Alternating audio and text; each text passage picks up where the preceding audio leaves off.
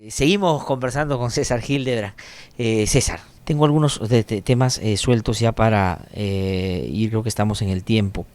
Eh, una cosa que inició o se presentó muy tempranamente iniciado el año, fue una cosa que llamó la atención a muchos, ya, y lo quiero plantear de esta manera.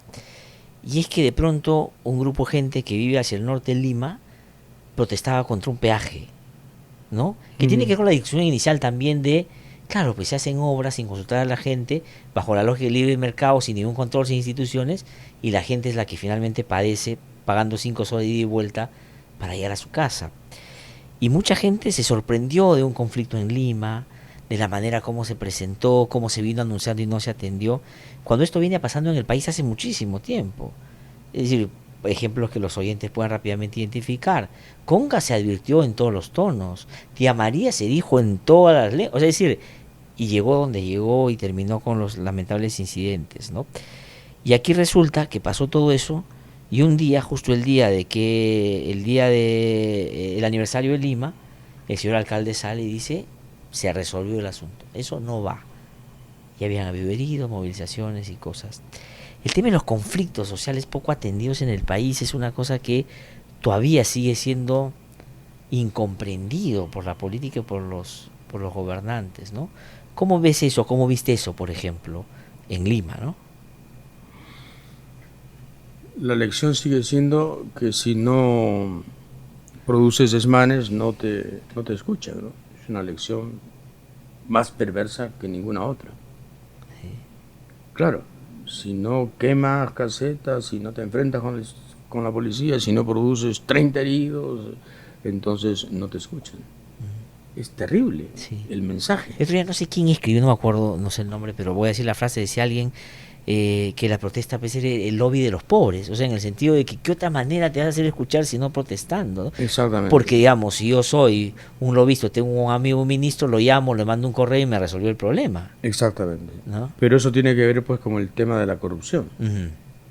Si no tienes peso ni dinero, no te escuchan, desde luego.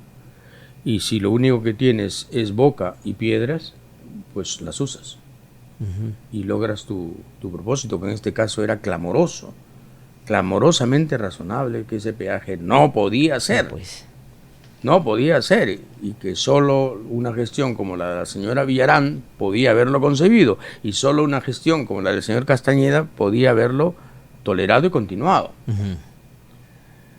En fin, ¿qué demuestra eso? Que los conflictos sociales están ahí, todos, 240 dicen algunos, latentes, potenciales, pero mi pregunta es, ¿y por qué no hay más? ¿Por qué no hay más? ¿Qué sí. país tan pacífico tenemos que ser para que solo tengamos 240 focos de desasosiego social? Cuando pasas por cualquier lugar de este país y te das cuenta de las condiciones en que están, Terrible. sobre todo después de las crueldades de la naturaleza que hemos padecido, ¿no? Sí. Entonces, Ica, por ejemplo, César, ¿no? Ica, me acuerdo en el terremoto del 2000, ¿cuándo fue? El 7, creo, 2007, sí, 2007. Era la zona del pleno empleo, la zona de crecimiento, todas las cifras daban cuenta de que ahí los problemas se habían resuelto y el terremoto nos mostró una Ica que era la verdad tremenda, digamos, no tenía mínimas condiciones. Mira cuántos años han pasado, 10 años después, Ica está inundada y tú ves que lo que le ha quitado a la gente el huaico, la inundación, es de repente menos de lo que tenía hace 10 años. Es decir, no ha pasado nada para ellos, no ha habido estado para ellos.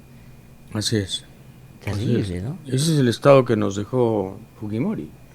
Continúa, continúa. O sea, yo no sé por qué Keiko quiere ganar las elecciones cuando su padre ha ganado todos los gobiernos. Mejor dicho, el mensaje de su padre ha prevalecido. ¿Para Claro. qué? O sea, ha gobernado sin haber ganado ni una elección Sí, después de su padre. sí, sí, desde luego, desde luego. O sea, el Perú se sumergió en el fujimorismo y no ha salido de ahí. Y en el caso de PPK, digamos, con mayor claridad, Con ya mayor no solo, claridad. digamos, en el discurso y en las formas, sino en el ejercicio de ella misma del poder que ha sacado en el Congreso, por ejemplo, ¿te parece? Sí, totalmente de acuerdo. Totalmente de acuerdo, sí. Además, debe ser difícil para Keiko pelear con un socio, ¿no? Pues, Pelear con un admirador, pelear casi con un padre. PPK, PPK es fujimorista, en el fondo, no tengo dudas. Y claro, en este simulacro electoral que hubo, en fin, hubieron de diferenciarse. sí, pues, tuvo Hubieron de que... diferenciarse por razones marqueteras. Pero al final, PPK le está haciendo la cama a Keiko para el 2021, ¿no? Ahora, Con la sí, ayuda de Zavala, claro.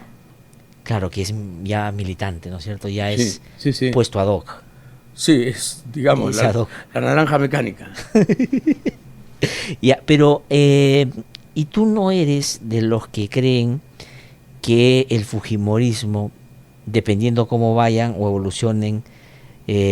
involucionen las cosas, sobre todo en el ámbito político, social, económico también, que puedan estar o estar pasándose por la cabeza, lo has dicho tú en el semanario más de una vez, la idea de que se adelanten las elecciones?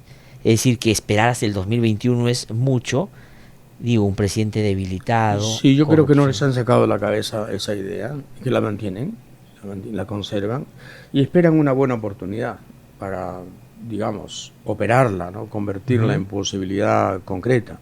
Soy seguro de eso. Ahora, el escenario es complicado y evidentemente tiene que haber una confluencia de factores para que ellos, digamos, tomen la decisión. Ujú. Pero que tienen la idea, no tengo ninguna duda. Pero Kuczynski no está como, no sé si inconscientemente, pero abonando en esa dirección por lo siguiente, ¿no? Es muy débil. O sea, digamos, ni siquiera yo creo que lo que es Kuczynski da para 35%, en el sentido de hasta se le ve más débil, ¿no? Porque ya está en 35%, por cómo hace, cómo retrocede, cómo deja de hacer, cómo se somete. La economía no está bien y ellos tuvieron que bajar sus proyecciones de crecimiento. Y la economía es clave para precipitar escenarios de ingobernabilidad. La bancada en el Congreso también de Keiko Fujimori, cuando quiere presionar, lo hace, ¿no? Pero yo no Y, creo que estemos todavía no, no, no, ya, de en acuerdo. un escenario golpista, No, ¿no? no, ya, pero a lo que O voy de es... anticipo de Sí, elecciones. sí, sí, sí, sí. Yo creo que la derecha va a ayudar mucho a que la economía no se desbarate, Ajá. porque al final de cuentas este es un gobierno que le sirve mucho, ¿no? Yo creo que la derecha va a calmar a Keiko Fujimori en sus apetitos y va a administrar esto de un modo tal que se intente, digamos, respetar los términos Ujú. constitucionales del mandato. ¿Tú crees que el Fujimorismo se puede partir teniendo a un Kenji que, digamos, por lo menos se le nota en una voluntad de hacerse notar, digo, políticamente, ¿no? Viaja mucho, estudia quechua, ha dicho que, temita este tema del sodalicio, por ejemplo, ha dicho que se abre una comisión investigadora en el Congreso, es decir, está como en una agenda propia, ¿no? ¿Es o ves o adviertes de que ahí puede haber un elemento en el Fujimorismo que pueda complicarle la vida a la propia Keiko, en términos de representación, digo, de ese grupo, no? No, no creo. No. No, no, ¿Tú crees no, que Keiko es la llamada? ¿Lo va a no hacer? reúne, no reúne los ¿Qué le requisitos. falta, por ejemplo? Digamos, ¿Ves tú? ha pasado del perro a la pretensión, el señor Kenji, ¿no? Pero sigue siendo gracioso. Sigue siendo un personaje de segunda y va a quedarse ahí. En todo caso, la heredera legítima es Keiko, de Keiko. eso no tengo ninguna duda. Ajá. Y aunque no es brillante frente a su hermano, caramba, parece Madame Curie. Vamos a ver qué pasa ahí. García, pues, para redondear ya una cosa así como de preguntas finales chiquititas. ¿García se salva de esta, no? Yo creo que sí, ¿Sí? sí, sí, O sea, la libra. No hay manera con García. sí. Yo creo que lo va a hacer de nuevo, como dicen algunos. Sí. Lo va a hacer de nuevo. Toledo, ¿Cómo lo es? menos posibilidades de salvarse, ¿no? Hay demasiadas evidencias en su caso. Creo que no. Sí. ¿Termina preso, crees tú? Creo que va a terminar preso. Ollanta y Nadine. Está por verse, ¿no? Si tuviéramos una judicatura atenta y una fiscalía escrupulosa, sí, los dos, pero no se sabe, ¿no? Lo mismo es el caso de García. Yo no estoy diciendo que García sea inocente. No, Yo estoy diciendo claro, que García va a salir bien librado es... con las malas artes con las que ha salido bien librado Sí. en anteriores oportunidades. Ahora, pero te das cuenta qué tan deteriorada está la política, que cuando uno pregunta por los personajes políticos, la referencia es judicial, no, Sí, no claro. de futuro político en ninguna, ¿no? O sea, en el sentido de que puede superar estas cosas. Ya en el otro ámbito, no sé si judicial también en algún momento, pero Verónica Mendoza, como proyección en la izquierda, ¿o crees tú que la oportunidad que tuvo fue la máxima que puede tener, que pudo haber tenido? No, yo creo que ella tiene un papel y un porvenir en la política, pero lo que yo veo es que la izquierda peruana no ha enfrentado debidamente ciertos dilemas, ciertas cuestiones esenciales que tienen que ver con su doctrina, ¿no? No ha hecho un deslinde respecto de cosas que son fundamentales para la izquierda. ¿El estalinismo fue bueno o no fue bueno? ¿El socialismo real fue bueno o fue? ¿La implosión de la Unión Soviética y su imperio fue buena o fue mala? ¿Los chinos capitalistas son un buen ejemplo o no son un buen ejemplo? Sí. La dictadura dinástica y fraterna de Cuba, de los hermanos Castro, ¿es buena o es mala? Claro. Lo hecho por Ortega en su cuarta Nicaragua. reelección, en su cuarta elección, ¿es bueno o es malo? Chávez, vamos a ver. Oye, Fede, si ni en Venezuela Y Maduro, han querido, claro. y Maduro. A ver, hombre, han pasado sobrevolando todos esos temas, no han tocado ninguno y pretenden decir, somos la nueva izquierda. No me hagas reír. No me hagas reír. Yo solicito a Rossini en este momento. Pero inclusive, no me hagas reír. Mira, por los pleitos que hay entre ellos, claro, uno se pone a pensar qué hubiera pasado si hubieran ganado, también, ¿no es cierto? En el sentido siguiente, mira el tipo de debate que tiene. Ya salió un congresista a decir que ellos se diferencian entre los izquierdistas de cafetín, de hijitos de papacito, ha dicho en esos términos inclusive, de los que son pues, los representantes de las regiones y son más, por ese sentido, legítimos en términos políticos, dice, ¿no? Pero mira dónde se ha reducido después de haber conseguido 20 congresistas y el 18% de la elección. Es decir, hay que tener un problema serio para desaprovechar una tremenda oportunidad que te ha dado, digamos, las circunstancias y algo de trabajo, sobre todo Verónica Mendoza hacia el final, ¿no? Claro, pero ahí pues votó la rabia, ¿no? Uh-huh. Votó la indignación, votó el descontento. No es un voto partidario, ni doctrinario, ni socialista, es un voto marginal. Convierte ese voto marginal justamente en un cauce político. Claro. Esa es tu labor. Ese es el trabajo. Esa sería tu... Pero miren dónde eso es lo que podría haber hecho un sucesor de Barrantes, claro, a la justa medida, ¿no? Sí, pero miren lo que están. Mencionaste tú a Castañeda y a Susana Villarán. ¿Cómo lo ves? Castañeda. De los peores alcaldes que ha padecido ambos. Lima. Sí. Digamos, Lima es una ciudad fundamentalmente horrible, ¿no? Pero parte de su fealdad actual, un cierto porcentaje, se lo deben a los dos, ¿no? Uh-huh. Se debe a los dos. Sí. Los dos han sido alcaldes de cemento, sin concepción y sobre todo demagogos puros, ¿no? Uh-huh. Es decir, Lima sigue siendo este tumor metastásico que crece por invasiones, ¿no? Es impresionante. Las invasiones siguen produciéndose y seguimos siendo esta megalópolis inorgánica y monstruosa, sí, que asusta, ¿no? o el crecimiento incontenible hacia arriba también en los distritos donde se hacen cosas o edificios, ya no digo por una cuestión de arquitectura o simplemente de ornamentos, Es que no era sino, popular condenar claro, eso. sí, pues, Era más bien, digamos, rentable sí, políticamente decir, está muy bien, sí, sigan, sí, pues, sin pensar en lo que iba a producir eso en el futuro. O sea, somos una ciudad inviable. Lima no es viable en este momento. Así de sencillo. No puedes darle agua y desagüe a 4,5 millones de personas que viven en alturas. No puedes. No hay cómo. Y lo demás es cuento. Pero no se lo decimos a la gente. sí, pues, Nos encanta la mentira. Nos fascina la mentira. La mitomanía es en realidad sí, pues, una característica, ¿no? sí. Y la última, Donald Trump, y lo que está pasando en Estados Unidos. O sea, digamos, para consolarnos un poco de nuestros problemas, Sí, pues. pensando que es en el primer mundo, ¿no? Bueno, ese es el monstruo que ellos construyeron, ¿no? Cuando el Partido Republicano empezó a dejar de ser Partido Republicano, que era el partido al final de cuentas de Abraham Lincoln, el partido de Eisenhower, hombre.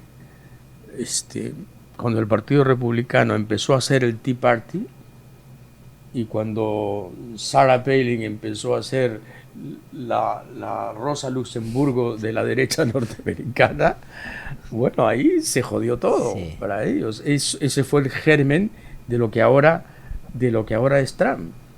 Ellos hicieron esto. La derecha norteamericana hizo esto. sí, pues, Destruyó el Partido Republicano y lo afilió al Tea Party, claro, que no era sino, digamos, la manera rupestre de ver la política, sí, ¿no? pues, totalmente. Ellos pintan bisontes en sus Sí, sí, paredes. sí, sí, totalmente. Entonces, claro, de ahí surge Trump. ¿Y por qué no?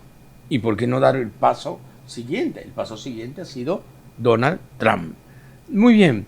Y ahora es maravilloso verlos, ¿no? Porque parece que tuvieran a un nacionalista de los años 40, Sí, parece sí, Perón sí, sí, sí, hablando, sí. parece Chávez, ¿no? Se lo merecen, se lo merecen. Ahora, ¿eso qué significa para el mundo? Impredecible, Sí, pues, impredecible. No sabemos qué puede significar para el mundo, ni para la economía, ni para la geopolítica, ni para el Medio Oriente, ni para las relaciones con China y menos con Rusia, ¿no? sí, sí, sí, sí. Entonces, sí, es un factor de inestabilidad peligrosísimo, pero también es lo que más se merece un pueblo que ha llegado a extasiarse y hacer una fiesta por el asesinato de un líder enemigo transmitido en televisión interna a la Casa Blanca Ujú, y visto por el presidente como si fuera una hazaña, ¿no? sí, Muy bien. El país de los drones, que ha matado a 2.500 personas en los últimos tiempos, ha matado bodas y mm, cumpleaños sí, y sí, sí. barriadas enteras. Bueno, ahora tiene a Trump. ¿Cuál es el escándalo? ¿De dónde viene el escándalo? Ujú, ¿Acaso Estados Unidos no invadió países antes? ¿Acaso Estados Unidos no creó cárceles clandestinas? ¿Acaso no hicieron en Guantánamo sí, lo que quisieron? ¿Acaso no invadieron Irak sin tener armas de destrucción masiva? ¿Acaso no volaron Libia? sí. ¿Acaso, en fin, los acasos podrían ser interminables? ¿Y por qué De se acuerdo. quejan? Pero aquí el elemento bien descrito ahora por ti, externo, digamos, ha sido muy característico en los temas que tú lo has planteado, pero hay movilizaciones también dentro de Estados Unidos. O sea, el componente, cómo manejo la disidencia de buena parte de un país que por los primeros gestos, señales y acciones ya da cuenta de que no va a estar de acuerdo. Ese es un elemento, Bueno, ¿tú pues, crees que...? pero esos que salieron a las calles y que Sí, salen a las calles son los que perdieron las elecciones. sí. No, ya, no, Ya sí, de está. acuerdo, pero... Entonces, ¿qué pasa? ¿Es ilegítimo porque no nos gusta Trump? No lo digo en esos términos. No, estoy pensando no en la legitimidad o no del gobierno de Trump que ha sido elegido democráticamente, sino en como un elemento que puede, a este ímpetu, esta manera de hacer las cosas, o contener o finalmente acelerarlo en términos de confrontar más con su propia gente. Es decir, cómo manejas si es que esos son eventos que empiezan a aparecer todos los días y hay otro tipo de cosas que no sé, pues si Trump se imaginaba iban a pasar tan rápido, ¿no? Bueno, como manejaron sus administraciones, Lyndon Johnson, miles en las calles contra la guerra de Vietnam y la guerra siguió, Sí, y como pues. manejó Nixon su administración, miles en las calles por diversas razones, entre ellas la guerra de Vietnam, Sí. y siguió la cosa, ¿no? Entonces, no creo que Trump se asuste por manifestaciones. Yo lo que creo que Trump, yo lo que creo es que Trump va a ceder en algunos aspectos excesivos o radicales, extremos de su política, y va a conciliar, va a ser, digamos, un gobierno más tenue de lo que nos imaginamos, pero en algunas cosas principales no va a ceder. Como está pasando, ¿no? Y me parece de una gran hipocresía que la gente que dice que Obama fue un gran presidente se asuste por Trump cuando Obama mató a más gente por drones que Bush. Claro, lo que pasa es que Obama era un tipo más, en ese sentido, mediático, más simpático en la forma, Pero ¿no? De hecho, que cuando viene... otra vez, pues claro, vino la católica Sí, claro, a eso me y refiero. encantó a la gente, y entonces el Es un buen presidente por eso. claro, Claro, a eso me refiero, ¿no? exacto, el caviarismo de la red social dice, ay, qué lindo. Les falta añadir, ay, qué lindo negro, ¿no? Pero, ¿y su administración? Sí, pues. ¿Cambió algo el Medio Oriente? No. ¿Hizo algo por el Estado palestino? ¿Se metió con Marruecos y el problema saharaui? ¿Hizo algo? ¿Hizo algo en el mundo que tú digas, este es su legado? ¿Cuál es su legado? ¿Cuál es su legado? Todo su legado se puede desmantelar con 3 órdenes ejecutivas de Trump. Sí, no, como Basta. está pasando, ¿no? Como está Exactamente, pasando. Como está exactamente. pasando. ¿No? Pero sí, es la frivolidad, pues, es la banalización de la política y de la opinología. Ajá, Qué simpático es, y a mí qué me importa. claro. ¿Y a mí qué me importa? ¿Qué tiene que ver eso con el juicio histórico respecto de su administración? Es decir, Obama no hizo sino continuar la política imperial de los Estados Unidos. Y ahora tenemos a un monstruo que dice, más bien que Japón pague su defensa, que la OTAN no viva tanto de nosotros y vamos a dedicarnos más a nosotros. Y ese monstruo que dice, estamos demasiado afuera y debemos estar más adentro, resulta inaceptable. El monstruo que dice, invadamos Irak y continuemos en Irak y hagamos todo lo necesario para ser la policía del mundo, ese monstruo sí vale. El monstruo que dice, no, salgamos un poco y dediquémonos más a nosotros mismos, hombre, me parece absurdo, ¿no? Sí. Hay mucho de absurdo en este Sí, juicio a Trump. sí. Ahora, pero sí, ahora está comenzando y efectivamente, como tú dices, es impredecible, bien difícil saber qué puede generar eso, ¿no? O sea, adentro y afuera, porque él, a diferencia de lo que pasa o ha pasado en nuestra historia, por ejemplo, que los que en la campaña dicen una cosa y llegan al gobierno y hacen otra, Sí, pues en el él caso de Trump, está cumpliendo. lo que dijo, inclusive en análisis se decía, no, demagogo en la campaña para ganar y después va a tener obligadamente que de alguna manera atenuar sus... No, digamos, ha empezado a hacer lo que dijo que iba a hacer. Bueno, lo que puede producir es primero un papel distinto y nuevo de China a nivel mundial, Sí, sí, sí. darle mucha más importancia, o sea, va a inflar a China.